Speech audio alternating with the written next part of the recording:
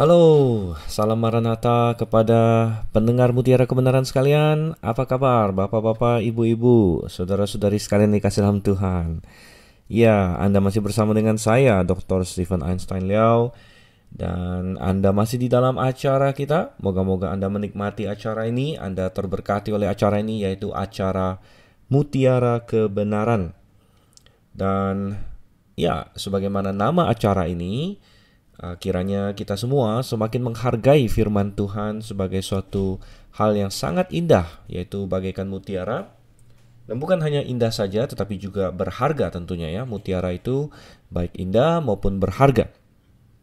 Dan kita mau masuk ke dalam pembahasan firman Tuhan hari ini. Kita masuk ke dalam 2 Raja-Raja pasalnya yang ke-23. Kita sudah mendekat ke bagian akhir dari 2 Raja-Raja.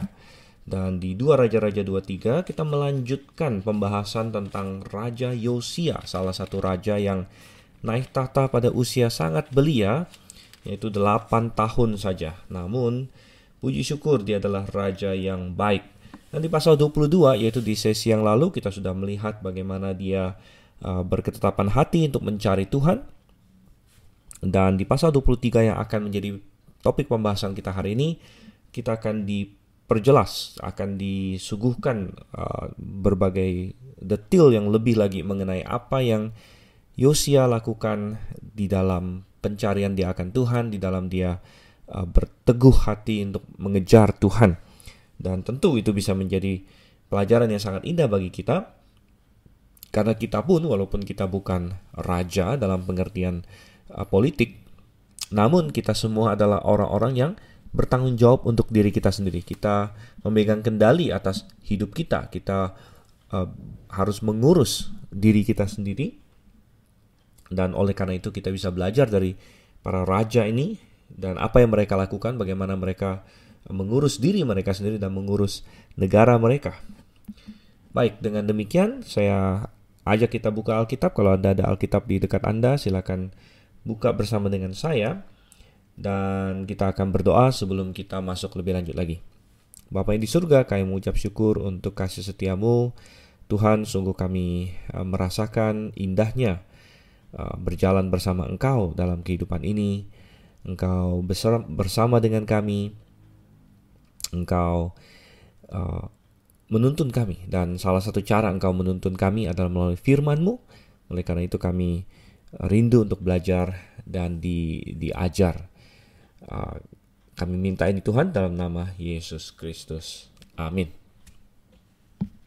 Baik, langsung saja. Pasal ini ada 30-an ayat. Mungkin kita tidak akan membahas semuanya, yaitu 37 ayat, karena 2 ayat terakhir itu mungkin lebih cocok dimasukkan ke pasal 24 nanti. Jadi kita akan sampai di ayat yang ke-35 saja sepertinya. Oke, atau 34. Dan kita akan mulai baca dari ayat 1 di sini. Sesudah itu, raja menyuruh orang mengumpulkan semua tua-tua Yehuda dan Yerusalem. Kemudian pergilah raja ke rumah Tuhan, dan bersama-sama dia semua orang Yehuda dan semua penduduk Yerusalem, para imam, para nabi, dan seluruh orang awam, dari yang kecil sampai yang besar. Dengan didengar mereka, ia membacakan segala perkataan dari kitab perjanjian yang ditemukan di rumah Tuhan itu. Ya, dan narasi di sini melanjutkan apa yang terjadi. Kita ingat ada beberapa hal di dalam masa pemerintahan Yosia. Tadi sudah kita singgung, dia naik tahta pada usia 8 tahun. Lalu kalau kita verifikasi atau kita gabungkan dengan informasi yang ada dalam 2 Tawarik, Anda masih ingat ya, kita ada bahas ini di sesi lalu juga, 2 Tawarik pasal ini 34, bahwa dikatakan pada tahun ke-8 pemerintahannya. Tahun ke-8 pemerintahannya berarti waktu dia berumur 16 tahun, dia mulai mencari Allah Daud. Dia mulai mencari Tuhan. Jadi Itu berarti 16 tahun. 16 tahun dia mulai dewasa, dia sebentar lagi waktu dia naik tahta 8 tahun pasti dia masih ada wali, masih ada orang yang membantu dia membuat keputusan dan lain sebagainya. Nah, ketika dia mulai masuk pada usia dewasa, maka tanggung jawab ini semakin ke tangan dia dan dia memerlukan bantuan, dan oleh karena itu dia mencari Tuhan. Ini adalah langkah yang sangat indah, sangat tepat sekali. Umur 16 tahun di situ ya. Kemudian dikatakan lagi pada tahun ke-12 berarti umur 20. Ia mulai menahirkan Yehuda dan Yerusalem dari berbagai patung dan bukit pengorbanan dan tiang berhala dan lain sebagainya. Jadi itu terjadi pada umur yang ke-20 di sini. Dia mulai menentang penyembahan berhala dan lain sebagainya, yang tentu sangat marak karena dia warisi dari pemerintahan Manasye dan Amon di sini. Nah, lalu pada tahun ke-18 dari pemerintahannya, berarti waktu dia berumur 26 tahun, waktu dia sedang memugar bait suci, mereka menemukan kitab Taurat di situ, dan setelah membacanya, ya, ternyata itu membawa suatu gejolak dalam diri Yosia. Dia menjadi lebih sadar lagi betapa jahat segala dosa yang telah dilakukan oleh para leluhurnya dan juga orang-orang yang ada di sekitarnya pada waktu itu yang masih berpaut pada berhala dan lain sebagainya, dan dia ngeri terhadap ancaman hukuman yang telah Tuhan tuliskan di dalam kitab itu. Ya, dan kitab itu bisa jadi adalah kitab Ulangan misalnya, bagian yang dibaca oleh Yosia itu, yang memang ada mendetilkan berbagai kutuk yang Tuhan ancamkan kepada Israel kalau mereka menyimpang dari Tuhan. Dan di sesi yang lalu kita sudah membahas bagaimana Yosia minta petunjuk kepada Tuhan. Dia kirim orang kepada nabi, dan akhirnya mereka menemukan seorang perempuan, yaitu Hulda, seorang nabiah. Dan pesan Tuhan kepada Yosia adalah, memang aku akan mendatangkan malapetaka atas Yehuda, namun karena engkau merendahkan diri, engkau berkabung, engkau mengoyakkan pakaianmu, maka itu tidak akan datang pada masamu. Nah, bagaimana Yosia akan merespon terhadap firman Tuhan itu, saudara Tuhan?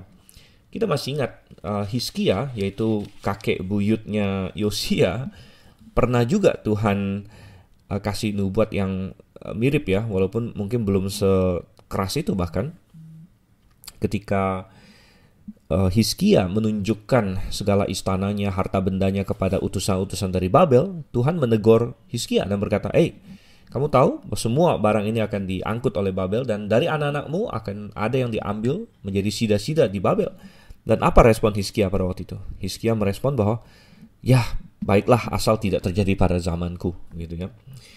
Dan tentu itu bukan respon yang paling ideal ya. Tetapi bagaimana Yosia akan merespon, kita melihat dia merespon dengan lebih baik. Walaupun dia mendapat suatu jaminan dari Tuhan bahwa kehancuran yang akan terjadi atas Yehuda bukan akan terjadi di masanya Yosia. Namun Yosia tidak puas dengan bahwa dia sendiri mengejar Tuhan, dia sendiri memiliki hubungan dengan Tuhan, tapi dia ingin supaya seluruh rakyat itu bertobat. Dia ingin supaya semua bangsa itu bertobat, supaya masa penghakiman itu bisa ditangguhkan semakin jauh lagi. Yosia sadar bahwa satu orang saja tidak bisa membuat suatu perubahan yang begitu drastis. Dia memerlukan orang-orang lain.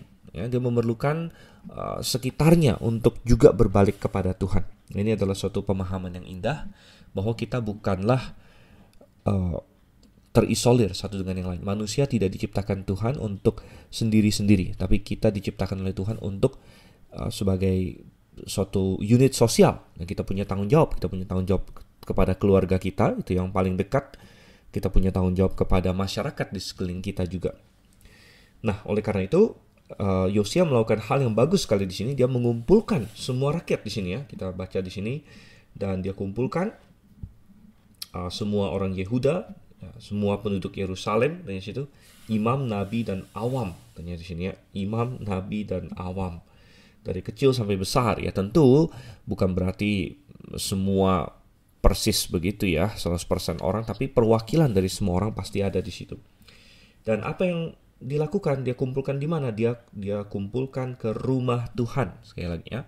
Jadi ada peran yang penting dari bait suci pada waktu itu, karena itulah pusat penyembahan Israel. Dan di sesi yang lalu kita sudah bahas bahwa hari ini kita tidak ada lagi namanya bait suci, tapi kita punya institusi yang Tuhan pakai hari ini, yaitu eklesia atau jemaat-jemaat Tuhan.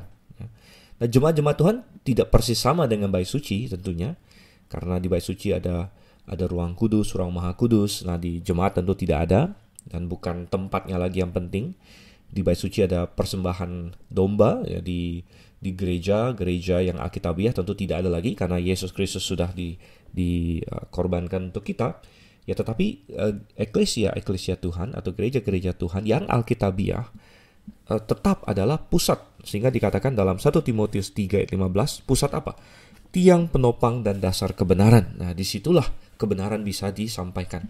Dan kalau ada pertobatan yang massal kepada Tuhan, ada pergerakan kepada Tuhan, itu akan terjadi di gereja-gereja yang alkitabiah, karena disitulah kebenaran disampaikan. Nah, bukan hanya itu saja. Tentu, kenapa gereja-gereja adalah pusat kebenaran? Karena di gereja-gereja ada firman Tuhan disampaikan. Nah, firman Tuhan ini juga komponen yang sangat penting ya, yang tidak bisa tidak di dalam segala kebangkitan rohani, segala pertobatan, segala bangkitnya semangat untuk Tuhan. Semua memerlukan firman Tuhan, karena firman Tuhan adalah lebih tajam daripada pedang bermata dua ya, dia adalah pedang roh. Dan itu yang Yosia lakukan. Dia sendiri sudah membaca kitab Tuhan, dan dia sendiri merasakan kuasanya. Dia sendiri bagaimana firman Tuhan itu begitu mengena pada dirinya. Dan dia suruh supaya orang-orang baca juga. Dikatakan di situ di ayat 2, dengan didengar mereka yang membacakan segala perkataan dari kitab perjanjian yang ditemukan di rumah Tuhan itu ya. Jadi membaca firman Tuhan ini adalah langkah yang sangat penting sekali, saudara kasih Tuhan, di dalam pertumbuhan rohani kita, di dalam supaya kita bangkit bagi Tuhan. Kalau Anda ingin gereja Anda bangkit bagi Tuhan, Anda harus membuat supaya semua rajin-rajin baca firman Tuhan ya. Rajin-rajin baca firman Tuhan. Dan sangat disayangkan sekali, banyak sekali orang yang mengaku diri Kristen tapi tidak memiliki suatu kebiasaan, tidak memiliki suatu komitmen untuk rutin membaca firman Tuhan, untuk setiap hari berada di dalam Alkitab. Mereka tidak punya kebiasaan seperti itu ya. Dan ini sangat disayangkan ya, sangat disayangkan. Anda boleh baca lebih banyak orang hari ini bacanya apa ya? Kalau baca buku, oke, bagus, tentu baca Alkitab maksudnya baca Alkitab tentu penting sekali ya. Anda jangan mengganti baca Alkitab dengan baca buku. Tapi baca buku masih mending. Tentu ada banyak buku yang bagus, Tuhan. Banyak orang Kristen bukan hanya tidak baca Alkitab, tidak baca buku ya. Yang mereka baca ya hanya browsing ya. Yang mereka baca adalah Instagram. Yang mereka baca adalah Facebook post dan lain sebagainya ya, media sosial ya. Nah, bukan berarti tidak ada hal-hal yang bagus yang mungkin ada di Instagram atau Facebook atau lain sebagainya. Bisa-bisa saja. Tapi jauh lebih jarang karena format media sosial itu tidak diciptakan ya, karena formatnya biasanya pendek dan lain sebagainya. Tidak dispesifikasikan untuk penyampaian kebenaran yang mendalam ya. Biasanya Instagram, Facebook segala macam cukup bagus untuk menjadi pancingan sebenarnya. Pancingan bolehlah di situ ada sedikit kebenaran disampaikan untuk mendorong kita menggali lebih dalam lagi. Nah, menggali lebih dalamnya lagi ini yang sering tidak dilakukan begitu.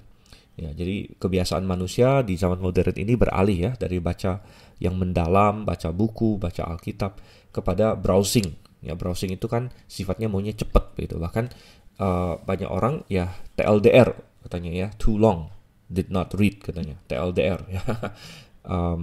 Ya, kita cenderung browsing itu perhatian kita ini tidak bisa lama di satu tempat begitu. Kita maunya ya kalau terlalu panjang skip. Dan bagaimana kita bisa memiliki waktu untuk merenung gitu kan? Nah, oleh karena itu kita perlu membangun kebiasaan itu. Kita baca firman Tuhan di sini. Nah, coba kita baca lebih lanjut lagi. Ayat yang ketiga sekarang ya. Sesudah itu berdirilah raja dekat tiang dan diadakannyalah perjanjian di hadapan Tuhan untuk hidup dengan mengikuti Tuhan dan tetap menuruti perintah-perintahnya, peraturan-peraturannya, dan ketetapan-ketetapannya dengan segenap hati dan dengan segenap jiwa, dan untuk menepati perkataan perjanjian yang tertulis dalam kitab itu. Dan seluruh rakyat turut mendukung perjanjian itu. Nah, setelah membaca firman Tuhan, apa langkah selanjutnya? Langkah selanjutnya yang penting adalah melakukan firman Tuhan. Ya, ini boleh dibilang harus menjadi follow up ya. Kalau Anda hanya membaca saja, tapi Anda tidak lalu kemudian mau melakukannya, ya itu percuma, terus terang percuma gitu.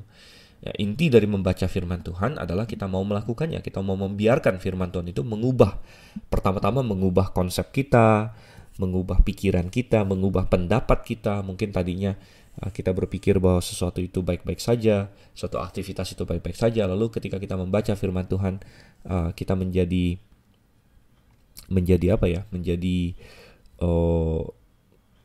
sadar bahwa ternyata ini tidak benar, ini adalah suatu dosa begitu.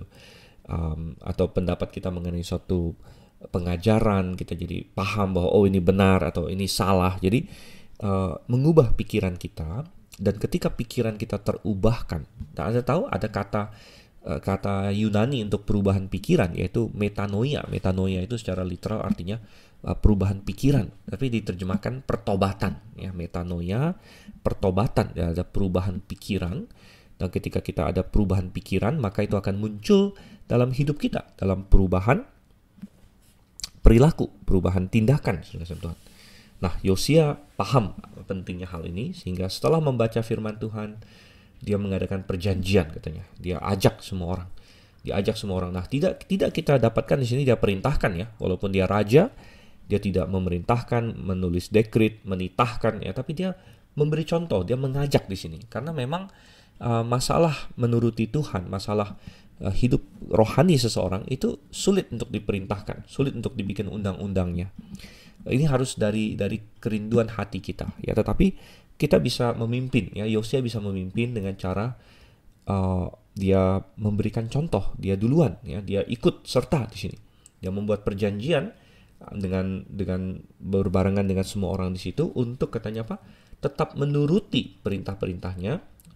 Pertama untuk hidup mengikuti Tuhan, menuruti perintah-perintahnya, peraturan-peraturannya dan ketetapan-ketetapannya dengan segenap hati dan dengan segenap jiwa. Maksudnya apa dengan segenap hati dan dengan segenap jiwa? Dengan seluruh kemampuan ya, seluruh kemampuan kita dengan setulus-tulusnya.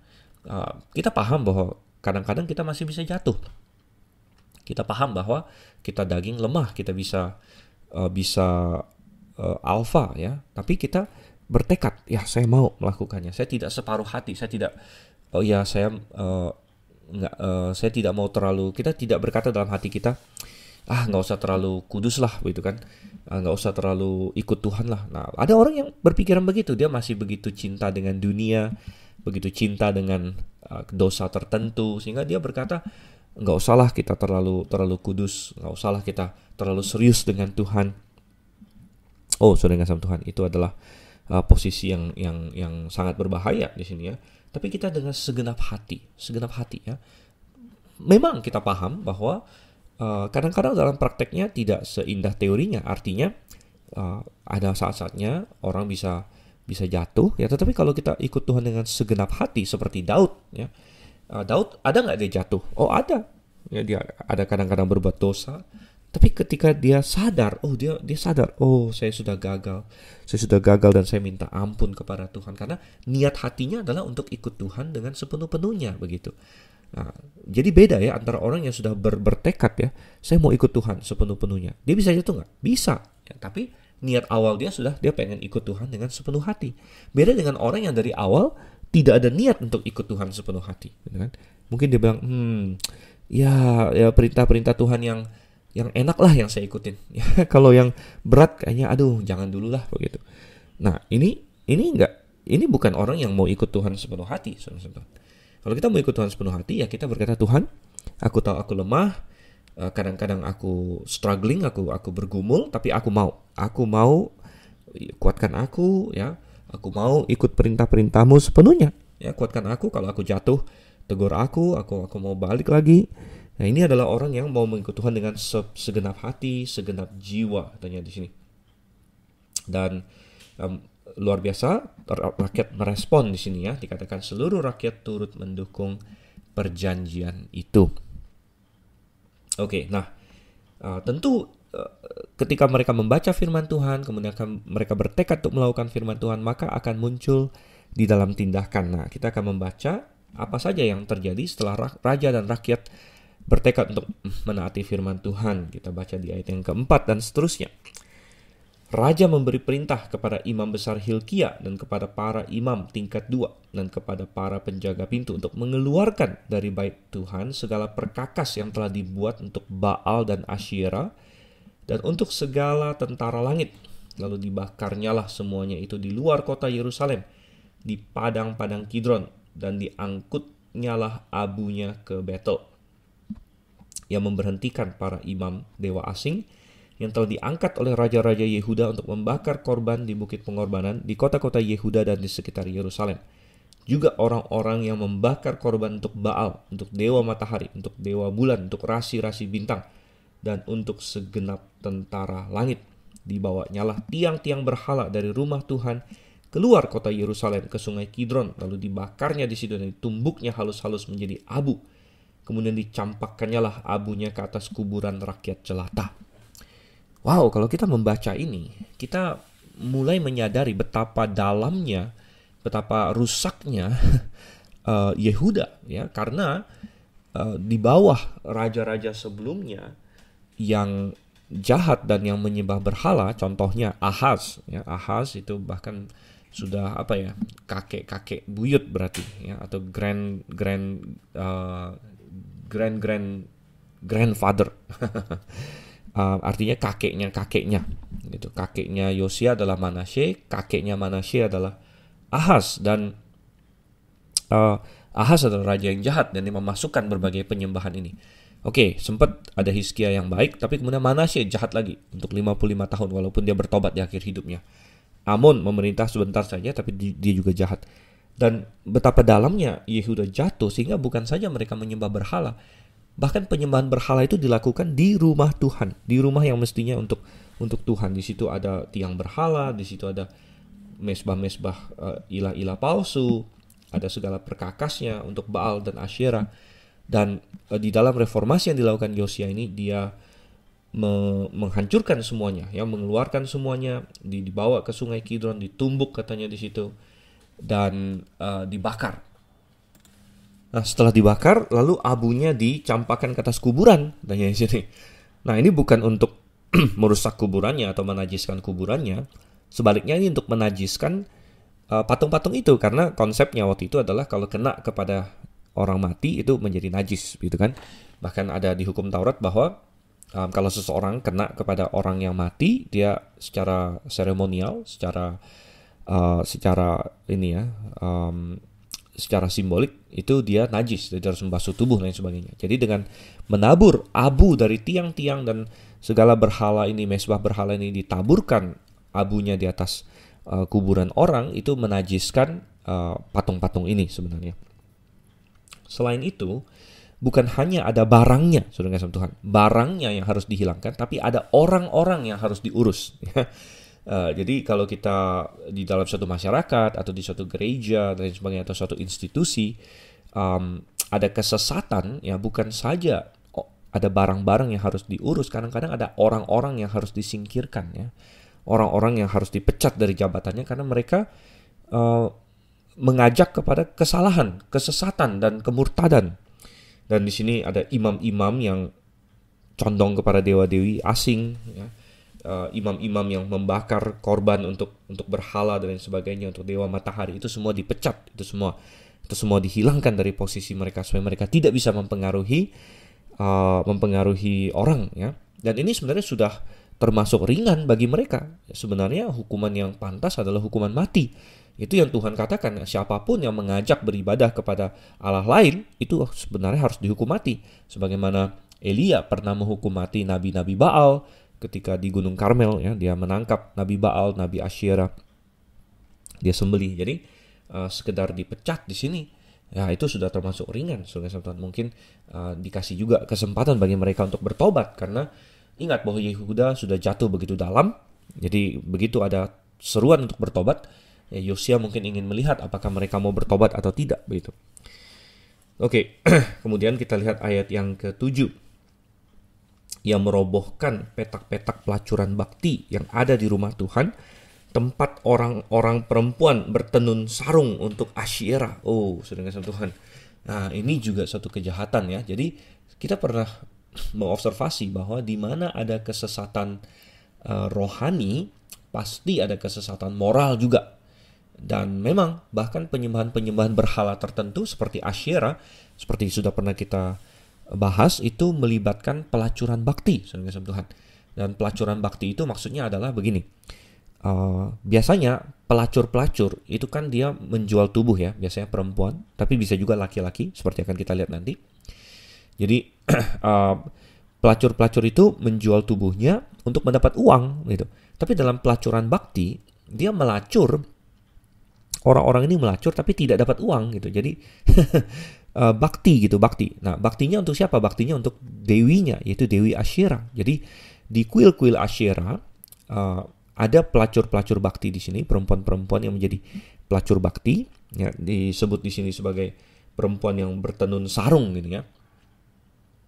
Dan perempuan-perempuan ini membuat diri mereka tersedia untuk pelacuran. Jadi mereka menarik laki-laki di sini. Menarik laki-laki yang yang nggak benar, yang secara seksual ingin melampiaskan hawa nafsu seksual mereka. Mereka masuk kepada pelacur-pelacur ini, tapi sambil mereka masuk ke pelacur-pelacur ini, berarti mereka ikut menyembah si Asyera ini, karena pelacur-pelacur ini berbakti kepada Asyera, dan mereka bukan bayar si pelacurnya, tapi bayar kepada kuil Asyera. Jadi kayak pelacur-pelacur ini kayak mendonasi tubuh mereka sebagai alat cari uang untuk Asyera begitu, untuk kuil Asyera. Jadi disebut pelacur bakti ya. Ini sangat-sangat tidak bermoral tentunya. Namun lebih parah lagi adalah bahwa kata yang diterjemahkan pelacuran bakti di sini, ini secara literal dalam bahasa aslinya adalah dari kata kadesh ya, yang bisa berarti dikuduskan. Dikuduskan ini maksudnya disisihkan untuk sesuatu. Arti dikuduskan itu kan dipisahkan, dikhususkan untuk sesuatu. Itu dikhususkan untuk penyembahan Asyera. Dan di dalam pemahaman yang lebih tradisional, ini diterjemahkan Sodomites, House of Sodomites. Anda cek di dalam King James Version, dia terjemahkan House of Sodomites. Jadi bukan hanya pelacuran bakti, tapi pelacuran bakti yang bukan hanya perempuan, tapi juga laki-laki, saudara-saudara. Ya, pelacuran bakti laki-laki. Jadi terjadi homoseksualitas di situ, yang adalah suatu kekejian di hadapan Tuhan yang tidak natural. Ya, sebagaimana dikatakan di Roma pasal 1. Ya, itu Roma pasal 1 sangat jelas sekali ya. Ketika manusia sudah berdosa sedemikian rupa, Tuhan menyerahkan mereka kepada hawa nafsu yang tidak alamiah ya, di mana orang-orang mengganti ini persetubuhan yang wajar dengan yang tidak wajar katanya ya. Suami-suami meninggalkan persetubuhan yang wajar dengan istri mereka dan menyala-nyala dalam berahi mereka seorang terhadap yang lain, sehingga mereka melakukan kemesuman laki-laki dengan laki-laki. Ya, dan ini adalah tantangan juga di zaman sekarang ini, di abad 21 ini, karena gerakan LGBT dengan homoseksualitasnya begitu merongrong di dunia. Dan ini tidak heran, karena Tuhan sudah bernubuat bahwa pada masa kedatangan anak manusia nanti, dunia ini akan mirip seperti Sodom dan Gomora, seperti Lot.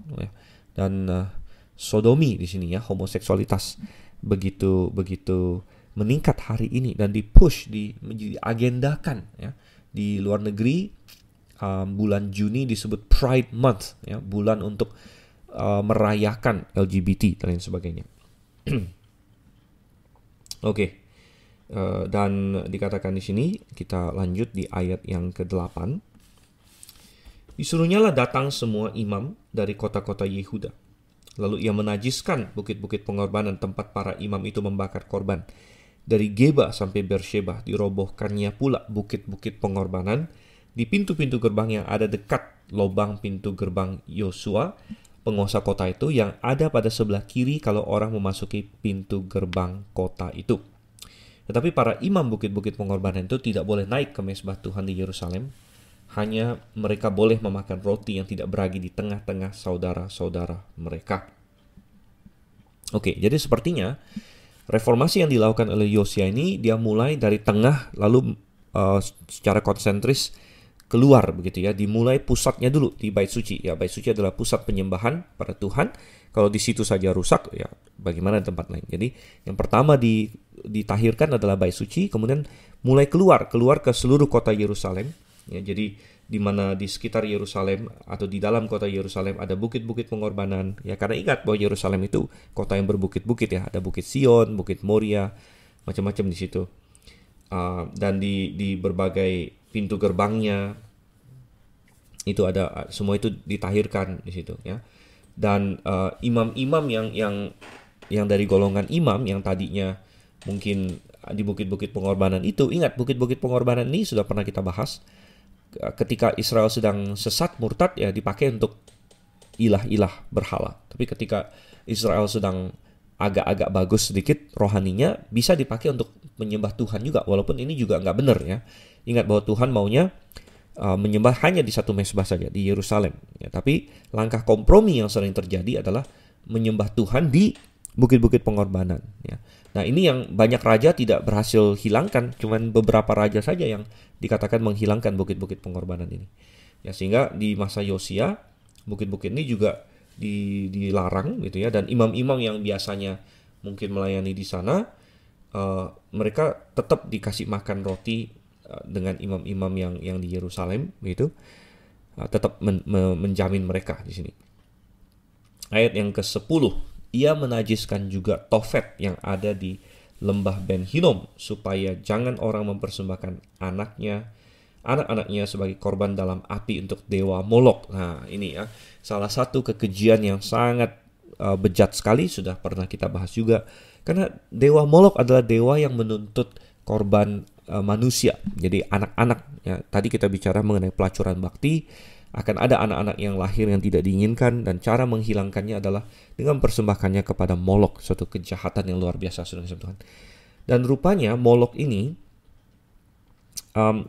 penyembahan Molok itu ditaruh di suatu lembah ya, namanya Ben Hinnom. Ben itu artinya anak ya, lembah anak Hinnom katanya di sini. Dan lokasinya di Ben Hinnom, nama tempatnya Tofet. Nah, ada yang saya pernah baca penjelasan Tofet itu, kata Tov dalam Ibrani itu mengacu kepada semacam instrumen drum ya, di dalam bahasa Ibrani Tov itu drum ya. Dan katanya, ini yang saya pernah baca, ini mengacu kepada bahwa saat penyembahan Molok lalu persembahan anak itu dilakukan, anak yang diletakkan di tangan patung Molok yang sedang membara oleh api itu kan pasti akan nangis ya, wah menjerit-jerit ya sebelum dia mati. Tapi tangisan itu akan teredam bunyinya oleh bunyi drum tof ini, tof ya, bunyi tof yang bunyi drum yang terus-menerus akan dipukul untuk supaya tangisan bayi itu tidak terlalu menusuk hati nurani orang-orang sekitarnya mungkin gitu ya. Ya, ini tempat yang sangat jahat sekali. Dan ya tempat ini dinajiskan oleh si Yosia, dinajiskan oleh Yosia. Dan Yeremia ada menulis ya tentang Ben Hinnom ini, dan ada macam-macam. Saya bacakan beberapa ayat ya. Misalnya Yeremia 32 ayat 35. Mereka mendirikan bukit-bukit pengorbanan untuk Baal di lembah Ben Hinnom. Ya, Baal, jadi penyembahan Baal, penyembahan Molok, penyembahan Asyera ini terkait semuanya. Untuk mempersembahkan anak-anak lelaki dan anak-anak perempuan mereka kepada Molok ya. Jadi korban untuk Baal tapi kepada Molok juga sebagai korban dalam api, sekalipun aku tidak pernah memerintahkannya kepada mereka, dan sekalipun hal itu tidak pernah timbul dalam hatiku, yakni hal melakukan kejijikan ini, sehingga Yehuda tergelincir ke dalam dosa gitu. Oke. Dan Tuhan juga ada berkata, ayat misalnya Yeremia pasal 19, kita lihat di sini Yeremia pasal 19, di mana Tuhan suruh Yeremia beli buli-buli semacam kendi begitu, dan pergi ke lembah Ben Hinnom ya. Dan Tuhan berfirman, aku akan mendatangkan malapetaka ke tempat ini sampai orang yang mendengarnya akan mendenging telinganya Dan Tuhan berfirman bahwa tempat ini tidak akan disebut lagi Tofet, dan lembah Ben Hinnom, melainkan lembah pembunuhan. Nah, jadi Tuhan bilang kalian harus melihat tempat ini sebagaimana mestinya, yaitu ini adalah tempat kekejian, tempat pembunuhan. Nah, karena ini adalah lembah Ben Hinnom atau lembah Hinnom, kata lembah di dalam bahasa Ibrani adalah Ge, ya. Ge itu artinya lembah, jadi Gehinnom atau Gehenna. Nah, rupanya belakangan tempat ini dinajiskan oleh Yosia, dan selanjutnya menjadi tempat bakar sampah, saudara-saudara, tempat bakar sampah, sehingga ada api yang menyala terus di situ. Nah, ini dijadikan semacam gambaran neraka di dalam Perjanjian Baru, begitu. Sehingga disebut Gehenna. Gehenna itu secara literal dari Gehinnom, lembah Hena atau lembah Hinnom, gitu ya. Nah, ada orang misalnya menara pengawal, ya, kelompok menara pengawal dan lain sebagainya, yang lalu berteori kalau begitu neraka yang real itu nggak ada sebenarnya, itu cuman gambaran lembah Hinnom ini saja. Tapi tidak, kita bilang justru neraka yang real itu ada. Ya, Alkitab ada menyebut neraka yang real, digambarkan ada api, ya. Tuhan Yesus bahkan menyingkapkan ada seorang yang kaya yang turun ke neraka dan meminta Lazarus untuk meneteskan air dan sebagainya. Tetapi justru Tuhan memakai Gehinnom atau lembah Hinnom ini dengan apinya yang terus-menerus sebagai ilustrasi akan neraka yang real. Ya, jadi bahwa lembah Hinnom di sini dipakai bukan berarti neraka tidak ada, begitu. Justru lembah Hinnom di sini sebagai gambaran dari neraka itu. Oke, kita balik lagi ke 2 Raja-Raja pasalnya yang ke-23 di sini, ya. Ayat yang ke-11. Dibuangnyalah kuda-kuda yang ditaruh oleh raja-raja Yehuda untuk dewa matahari di pintu masuk ke rumah Tuhan dekat bilik Nathan Melek, pegawai istana yang tinggal di gedung samping. Juga kereta-kereta dewa matahari dibakarnya dengan api. Oke, jadi pemakaian kuda untuk penyembahan berhala itu banyak terdokumentasi dalam arkeologi di negara-negara, di berbagai negara, dan sepertinya ini diimport masuk juga, penyembahan matahari lah dan lain sebagainya, ya. Jadi kita melihat, lanjut lagi ayatnya yang ke-12, mesbah-mesbah yang ada di atas sotoh tempat peranginan Ahaz. Ingat, Ahaz itu kan kakeknya kakek dari Yosia.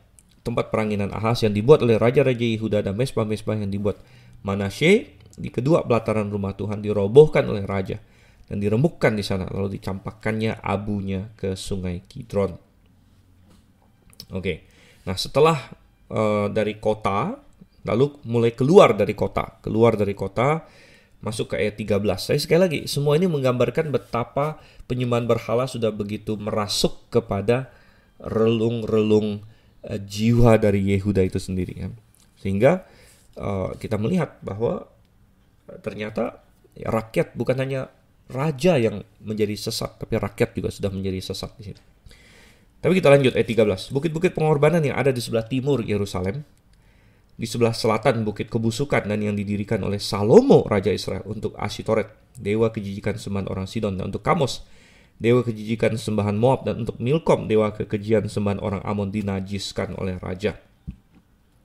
Ia memecahkan tugu-tugu berhala dan menebang tiang-tiang berhala, lalu ditimbuninya tempat-tempat itu penuh dengan tulang-tulang manusia. Wow, luar biasa sekali. Ternyata masih ada, ya, berhala-berhala yang didirikan oleh Salomo bahkan. Dan ini memperlihatkan kita betapa merusaknya kompromi yang dilakukan oleh Salomo. Salomo sendiri ya mungkin tidak begitu serius terhadap dewa-dewi ini. Mungkin hanya untuk ikut-ikutan istrinya saja. Tetapi saudara yang Tuhan, betapa merusaknya terhadap keturunannya, betapa menyimpangnya sehingga Tuhan memang marah dengan Salomo. Oh, saudara yang Tuhan. Dan bahkan raja-raja yang baik pun, yang sebelum Yosia, contohnya Asa, Yosafat, ya, kemudian seperti bahkan tokoh-tokoh seperti Uzia lah dan Hizkia bahkan tidak menghancurkan rupanya patung-patung yang didirikan oleh Salomo ini. Ya mungkin karena patung-patung ini tidak persis ada di Yerusalem, ya, tapi ada di luar Yerusalem. Nah, tetapi Yosia betapa hebat dia tidak puas dengan Yerusalem, tapi jadi makanya dia mulai di tengah di bait suci, tapi secara konsentris dia menyebar keluar. Reformasi dia menyebar keluar. Dan kita akan baca lagi, ya, Ayat 15, bukan hanya bahkan di wilayah Yehuda saja, dia bahkan masuk ke wilayah Israel juga, yang sebelah utara. Ingat, Israel sebagai negara sudah dikalahkan kan? Sudah dikalahkan Asyur. Dan rupanya pada masa itu Asyur sudah mulai menurun kekuasaannya. Di masa Hizkia, Asyur sedang tinggi-tingginya kekuasaannya. Tetapi di masa Yosia yang adalah sekitar berapa 70-an tahun setelah itu, ya kan? Ingat bahwa setelah Hizkia kan Manasye 55 tahun, Amon ya kemudian 18 tahun lagi pemerintahan Yosia. Jadi sudah 75 tahun lebih ya. Dan Asyur sudah menurun sekarang dan mereka banyak masalah, mereka diserang oleh Babel dan sebagainya, sehingga mereka tidak punya waktu dan tidak punya kekuatan untuk mengurus wilayah mereka yang terlalu jauh, termasuk Israel gitu. Sehingga Yehuda yang bisa mempengaruhi Israel saat ini. Dan dia lakukan itu di ayat yang ke-15. Juga mezbah yang ada di Betel, bukit pengorbanan yang dibuat oleh Yerobeam bin Nebat yang mengakibatkan orang Israel berdosa. Mezbah dan bukit pengorbanan itu pun dirobohkannya. Dan batu-batunya dipecahkannya, lalu ditumbuknya halus-halus menjadi abu dan dibakarnyalah tiang berhala. Wow, finally, akhirnya saudara kasih Tuhan, mezbah dan lembu emas yang didirikan Yerobeam yang telah menjadi momok bagi Israel dan mengakibatkan mereka dibuang oleh Asyur dan lain sebagainya. Akhirnya ada yang menghancurkan, dan yang menghancurkan adalah Yosia, saudara kasih Tuhan. Yang menghancurkan adalah Yosia. Luar biasa. Dan ini menggenapi nubuat sebagaimana akan kita baca di ayat 16. Dan ketika Yosia berpaling, dilihatnyalah kuburan-kuburan yang ada di gunung di sana, lalu menyuruh orang mengambil tulang-tulang dari kuburan-kuburan itu, membakarnya di atas mezbah dan menajiskannya, sesuai dengan firman Tuhan yang telah diserukan oleh abdi Allah yang telah menyuruhkan hal-hal ini. Nah, sekali lagi kita melihat ya, metode Yosia adalah setiap kali dia menghancurkan berhala, dia najiskan berhala itu. Biasanya dengan ditaburkan ke atas kubur, atau dia ambil tulang-tulang, dia taruh di situ dan sebagainya. Dan ini semua juga menggenapi nubuat oleh seorang abdi Allah yang sudah kita bahas di 1 Raja-Raja 13. Nah, ini sudah ini 300 tahun yang lalu, saudara. 300 tahun yang lalu, seorang abdi Allah dari Yehuda pernah datang ke Yerobeam dan menubuatkan bahwa ada seorang raja dari keturunan Daud namanya Yosia akan melakukan semua ini. Nah, waktu dia katakan itu, mereka tidak tahu itu 300 tahun kemudian, gitu ya. Nah, tapi ini digenapi. Nah, ini membuktikan bahwa Allah Maha Tahu, ya, dia bisa mengatakan sesuatu 300 tahun sebelumnya, bahkan ribuan tahun sebelumnya, berkaitan dengan Mesias sudah dinubuatkan. Dan ini adalah salah satu pembenaran akan nubuat-nubuat di dalam Alkitab. Dan karena nubuat-nubuat dalam Alkitab yang sudah digenapi ini, maka kita bisa yakin dan percaya akan nubuat-nubuat yang belum digenapi, ya, tentang kedatangan Tuhan yang kedua, tentang bagaimana ia akan mendirikan kerajaan 1000 tahun setelah dia datang. Ya, kita bisa terima itu secara literal. Bahkan semua yang tertulis dalam kitab Wahyu kita terima secara apa adanya. Ya, dan kalau Anda tertarik dengan itu, ya Anda bisa belajar kitab Wahyu ya. Tentu Anda harus belajar dengan benar, makanya Anda harus ikut jemaat yang Alkitabiah. Ya, di Grafe, di GBI Grafe kita ada banyak membahas hal-hal seperti ini, membahas kitab Wahyu dan lain sebagainya. Oke. Lanjut lagi di sini ayat yang ke-17. Ia berkata, "Apakah tanda keramat yang kulihat ini?" Lalu orang-orang di kota itu menjawab dia, "Itulah kuburan abdi Allah yang sudah datang dari Yehuda dan yang telah menyerukan segala hal yang telah kau lakukan terhadap mezbah Betel ini." Lalu katanya, "Biarkanlah itu, janganlah ada orang yang menjamah tulang-tulangnya." Jadi mereka tidak mengganggu tulang-tulangnya dan tulang-tulang nabi yang telah datang dari Samaria itu. Oke, jadi ingat bahwa abdi Allah yang dari Yehuda itu mati diterkam singa ya, karena dia sendiri akhirnya tidak taat pada Tuhan untuk makan di tempat itu. Ya, dia ditipu oleh nabi tua di Betel sehingga kuburannya ada di Betel, dan ini dilihat oleh Yosia, dan Yosia menghormati abdi Allah dari Yehuda ini dengan tidak mengganggu tulang-tulangnya, ya, bertentangan atau beda dengan tulang-tulang dari kuburan yang lain di sini. Oke, 19. Juga segala kuil di bukit-bukit pengorbanan yang di kota-kota Samaria. Jadi perhatikan ya bagaimana Yosia tidak puas untuk di Yerusalem saja, bahkan di Yudea saja, bahkan dia mau mempengaruhi semua wilayah yang bisa dia pengaruhi. Jadi kita juga jangan puas ya untuk bersaksi bagi Tuhan. Jangan puas kalau kita sendiri sudah dapat, kita saksikan pada keluarga kita. Tapi jangan puas di keluarga kita, di orang-orang yang mungkin teman-teman kita, teman kerja kita, teman hobi kita dan sebagainya. Tapi sebisa mungkin, sebanyak mungkin orang di sini. Oke, Saya lanjutkan, saya ulang ya, ayat 19. Juga segala kuil di bukit-bukit pengorbanan yang di kota-kota Samaria yang dibuat oleh raja-raja Israel untuk menimbulkan sakit hati Tuhan dijauhkan oleh Yosia, dan dalam hal ini ia bertindak tepat seperti tindakannya di Betel. Ia menyembelih di atas mezbah-mezbah itu semua imam bukit-bukit pengorbanan yang ada di sana, dan dibakarnya tulang-tulang manusia di atasnya, lalu pulanglah ia ke Yerusalem. Ya, rupanya ada imam yang disembelih juga. Jadi kalau tadi awalnya kita baca ada imam yang sekedar dipecat, ada yang disembelih ya. Ya mungkin ini tergantung tingkat kesesatan mereka dan apakah mereka mau bertobat atau tidak di sini. Kemudian raja memberi perintah kepada seluruh bangsa itu, rayakanlah Paskah bagi Tuhan Allahmu, seperti yang tertulis dalam kitab perjanjian ini. Sebab tidak pernah lagi dirayakan Paskah seperti itu sejak zaman para hakim yang memerintah atas Israel, dan sepanjang zaman raja-raja Israel dan raja-raja Yehuda. Tapi barulah dalam tahun ke-18 zaman Raja Yosia, Paskah ini dirayakan bagi Tuhan di Yerusalem. Oke. Nah, jadi langkah selanjutnya adalah dia bukan hanya menghilangkan yang salah. Nah, ini bagus. Tapi dia mau melakukan yang benar. Dua-duanya penting, saudara-saudara Tuhan. Kita harus menghilangkan dosa, tapi kita harus melakukan kebenaran. Ya.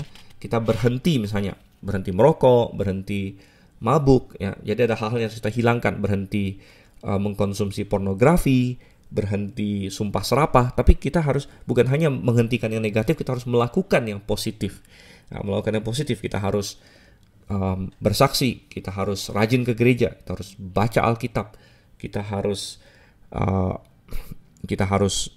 mengerjakan ya pekerjaan-pekerjaan baik, misalnya berbuat baik kepada orang dan lain sebagainya. Jadi ada yang harus kita hentikan, ada yang harus kita lakukan ya. Dan Yosia tahu, oke, dia sudah hapus segala macam penyembahan berhala, tapi dia harus taat pada firman Tuhan. Dan ketaatan yang dia pilih di sini sangat indah, yaitu melakukan Paskah, saudara-saudara Tuhan. Nah, ini cukup panjang lebar, dicatat di 2 Tawarik 35 juga. Nah, kita tidak akan baca semuanya. Oke. Dan dikatakan bahwa tidak ada Paskah yang seperti ini yang dilakukan sejak zaman apa katanya tadi? Ya, sejak zaman para hakim bahkan. Ya, Paskah yang sedemikian menyeluruh. Nah, memang ada Paskah-Paskah yang lain yang telah dibuat ya, misalnya ya ada Raja Hizkia ada melakukan Paskah juga. Tapi katanya tidak pernah yang seperti yang dilakukan oleh Yosia, yaitu apa? Dimana dia sepertinya lebih menyeluruh ya, lebih memanggil kepada semua yang ada di Israel dan lain sebagainya. Dan kalau kita ingat, Paskah yang dilakukan oleh Hizkia itu dilakukan di bulan kedua karena mereka tidak sempat lakukan di bulan pertama. Ya, mereka lakukan di bulan kedua, dan Hizkia minta ampun sama Tuhan, bilang, Tuhan, ini tidak sempurna memang, tapi lihatlah hati kami. Dan Tuhan menjawab doa Hizkia ya, bahwa memang tidak dilakukan persis sebagaimana dalam Alkitab, yaitu bulan pertama dan sebagainya. Tetapi ini juga menunjukkan betapa buruknya ya selama ini raja-raja Israel, Yehuda tidak melakukan Paskah, padahal itu adalah sesuatu yang harus dilakukan tiap tahun di sini. Ya, tapi Yosia melakukannya, dan ini sangat signifikan karena Paskah itu berbicara mengenai apa? Nah, bagi orang Israel, Paskah itu mengingat keluar dari Mesir. Ya. Paskah mengingat keluar dari Mesir, di mana anak domba disembelih, jadi mengingat akan keselamatan mereka. Nah, Paskah juga adalah sesuatu tipologi akan Yesus Kristus, karena Yesus Kristus adalah domba Paskah yang disembelih. Jadi kalau kita hari ini, kita perlu mengingat Yesus Kristus. Intinya kita perlu mengingat keselamatan kita. Dan kita mengingat keselamatan kita dan pengorbanan kita hari ini dengan cara melakukan perjamuan Tuhan. Oleh karena itu, penting bagi seseorang untuk berada di dalam jemaat yang Alkitabiah, untuk bisa ikut ambil bagian dalam perjamuan Tuhan. Oke. Baik, kemudian kita lanjut lagi ayatnya yang ke-24. Para pemanggil arwah dan para pemanggil roh peramal, juga terafim, berhala-berhala dan segala dewa kejijikan yang terlihat di tanah Yehuda dan di Yerusalem, dihapuskan oleh Yosia dengan maksud menepati perkataan Taurat yang tertulis dalam kitab yang telah didapati oleh Imam Hilkia di rumah Tuhan. Sebelum dia, tidak ada raja seperti dia yang berbalik kepada Tuhan dengan segenap hatinya, dengan segenap jiwanya, dan dengan segenap kekuatannya, sesuai dengan segala Taurat Musa, dan sesudah dia tidak ada bangkit lagi yang seperti dia. Ya. Jadi semua ini dilakukan Yosia karena dia mau mentaati firman Tuhan setepat-tepatnya yang dia bisa. Dan Alkitab mencatat bahwa tidak ada raja yang seperti dia, baik sebelumnya maupun sesudahnya, yang begitu giat berbalik kepada Tuhan.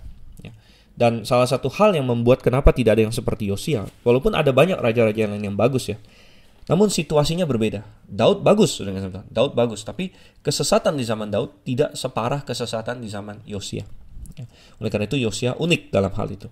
Nah, kita semua punya kesempatan untuk melakukan bagi Tuhan, dan kita semua bisa unik. Tiap-tiap kita punya tanggung jawab untuk generasi kita masing-masing ya. Kita tidak bertanggung jawab untuk generasi bapak-bapak kita, kakek-kakek kita, tapi kita bertanggung jawab untuk diri kita dan generasi kita. Dan kesesatan sudah begitu besar di zaman kita sekarang, dengan LGBT, dengan aborsi, dengan kesesatan rohani ya, doktrin-doktrin yang sesat begitu merajalela. Kita punya tanggung jawab untuk berdiri teguh dan mengurus diri kita sendiri, mengurus keluarga kita, mengurus jemaat kita, bergabung dengan jemaat yang benar dan sebagainya. Kita punya tanggung jawab untuk itu. Dan ya, kalau kita ada di zaman yang sangat jahat, maka ada kesempatan bagi kita untuk menjadi terang yang lebih bersinar lagi, karena kontras dengan kegelapan yang begitu gelap di sekeliling kita. Oke. Nah, kita lanjutkan ayat yang ke-26 di sini. Tetapi Tuhan tidak beralih dari murkanya yang sangat bernyala-nyala itu, yang telah bangkit terhadap Yehuda oleh karena segala sakit hatinya yang ditimbulkan Manasye. Lalu berfirmanlah Tuhan, juga orang Yehuda akan kujauhkan dari hadapanku, seperti aku menjauhkan orang Israel, dan aku akan membuang kota yang kupilih ini, yakni Yerusalem dan rumah ini, walaupun aku telah berfirman tentangnya, namaku akan tinggal di sana. Selebihnya dari riwayat Yosia dan segala yang dilakukannya, bukankah semuanya itu tertulis dalam kitab sejarah raja-raja Yehuda? Dalam zamannya itu majulah Firaun Neko, raja Mesir, melawan raja Asyur di tepi sungai Efrat. Raja Yosia pergi menghadapi dia, tetapi Firaun membunuhnya di Megido segera sesudah ia melihatnya. Pegawai-pegawainya mengangkat mayatnya dengan kereta dari Megido dan membawanya ke Yerusalem. Kemudian mereka menguburkannya dalam kuburnya sendiri. Maka rakyat itu menjemput Yoahas, anak Yosia, mengurapi dia dan mengangkat dia menjadi raja menggantikan ayahnya. Oke, saudara kasih Tuhan. Ya, jadi kita lihat di sini, sekalipun Yosia berbalik kepada Tuhan dengan segenap hati dan berusaha mempengaruhi orang Yehuda sedemikian rupa, namun Alkitab mencatat bahwa Tuhan tetap akan menjatuhkan hukuman. Dan ini karena Tuhan tahu bahwa Yosia memang secara pribadi berbalik sepenuhnya pada Tuhan, namun tidak demikian dengan rakyat ya, tidak demikian dengan rakyat. Selama mereka dipimpin Yosia, mereka ikut Yosia. Tapi nanti kita akan lihat setelah Yosia tidak ada digantikan raja lain, rakyat langsung balik lagi kepada penyembahan berhala. Berarti tidak ada pertobatan yang sejati pada rakyat secara keseluruhan gitu. Oleh karena itu segala hukuman tetap akan dilaksanakan. Dan kembali peran Manasye disebut di sini ya, dikatakan Tuhan tidak beralih dari murkanya yang ditimbulkan karena sakit hatinya, karena Manasye di situ. Jadi pemerintahan Manasye yang begitu panjang dan begitu jahat itu, walaupun dia bertobat di akhirnya, telah mengakar ya kepada rakyat sehingga mereka benar-benar kacau di situ. Dan oleh karena itu seperti Israel sudah dibuang, Yerusalem juga akan dibuang sekalipun di situ ada rumah Tuhan. Ya, tapi Tuhan akan membuktikan bahwa dia tidak membutuhkan rumah itu. Manusia yang membutuhkan rumah itu sebenarnya. Israel yang membutuhkan rumah itu. Tuhan tidak memerlukan rumah itu. Dan kalau Israel menyimpang, Tuhan akan menghancurkan rumah itu. Ya, rumah yang telah dia pilih itu katanya sini. Ya. Nah, di akhir dari perikop ini, lalu kita mendapat kematian Yosia. Dan ini sangat disayangkan tentunya. Yosia memerintah pada umur yang sangat muda, dari umur 8 dia memerintah cukup lama, 31 tahun, namun matinya masih muda sebenarnya, 39 tahun, dan matinya adalah dalam suatu pertempuran di sini ya. Dan sangat sedikit detail yang diberikan, kita hanya diberitahu bahwa suatu ketika Firaun maju untuk melawan Asyur di situ. Melawan Asyur di tepi sungai Efrat. Nah, yang dimaksud dengan Raja Asyur di sini sebenarnya adalah Raja Babel ya, karena Babel sudah mengalahkan Asyur. Ya, jadi akhirnya Raja Babel disebut juga Raja Asyur. Atau di sebagian Alkitab yang agak baru, terjemahan yang lain, ya dia dikatakan pergi untuk membantu Raja Asyur, maksudnya untuk melawan Raja Babel, begitu. Ya, tapi pertempurannya di sana sebenarnya adalah melawan Babel di situ ya, melawan Babel. Dan ini pertempuran ini ada di Karkemis, dan pertempuran ini ada dicatat di dalam arkeologi sebenarnya. Dan Firaun Neko akan kalah di situ. Nah, rupanya karena si Neko ini berperang melawan Babel, jadi ini adalah suatu pertempuran geopolitik waktu itu ya. Dan Yosia rupanya pro terhadap Babel, ya makanya dia secara geopolitik dia pro terhadap Babel, dia melawan ini Mesir, ya, dan dia akhirnya pergi berperang melawan Neko. Padahal tidak ada kita baca dia minta petunjuk Tuhan, ya Yosia tidak minta petunjuk Tuhan, dia berdoa mengenai hal ini dan lain sebagainya. Dia mencampuri urusan yang sebenarnya tidak perlu dia campuri di sini. Ya. Dan kalau dia ingat sebenarnya akan nubuat Tuhan terhadap Hizkia, ya yaitu bapak dari kakeknya, mestinya dia ingat bahwa Tuhan sudah menubuatkan Babel akan naik ya, Babel akan naik. Jadi mestinya dia tidak ikut campur di sini ya. Dan ini adalah salah satu bentuk ketidakberhikmatan dia dalam hal ini yang harganya sangat mahal. Ya, harganya sangat mahal bukan hanya untuk dia pribadi, karena dia mati. Ya, tentu dia mati, oke lah, nggak masalah. Dia orang yang diselamatkan, dia mengenal Tuhan, dia akan masuk ke hadirat Tuhan. Tapi efeknya untuk Yehuda sangat-sangat parah karena tidak ada raja yang baik lagi menggantikan dia setelah dia mati. Tidak ada satupun lagi raja yang baik setelah itu. Oke.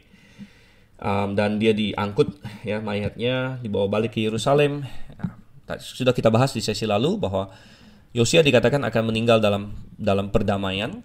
Ya, walaupun dia mati dibunuh oleh Neko, namun dia damai dengan Tuhan dan negara dia masih dalam kondisi damai pada waktu itu. Ya, dan sangat disayangkan dia mati. Ya, tetapi itulah yang bisa terjadi. Ya, ini memberitahu kita bahwa orang yang mencari kehendak Tuhan pun, ya, atau orang yang mengejar Tuhan pun bisa berbuat kesalahan. Dan dalam satu poin ini dia tidak mengindahkan nasihat dari Tuhan yang diberikan melalui Firaun Neko, bahwa Firaun Neko pernah bilang pada dia, apa urusanmu dengan aku? Jangan, katanya ya. Tapi dia tidak mau mendengarkan. Oke, saya rasa kita akan stop sampai di sini. Kita sudah belajar banyak tentang Yosia, walaupun belum selesai pasal 23, namun sisanya tentang Yoahas akan kita gabungkan dengan pasal yang ke-24. Ya, dan di situ kita akan membahas ya tentang siapa yang menjadi raja setelah Yosia. Baik, kiranya ini semua bukan hanya menjadi pelajaran saja, tapi juga menjadi hal yang mengubah hidup kita sehingga kita mau bangkit bagi Tuhan. Demikian, saya Dr. Simeon Sanliao undur diri dulu. Sampai ketemu di sesi selanjutnya. Salam Maranatha.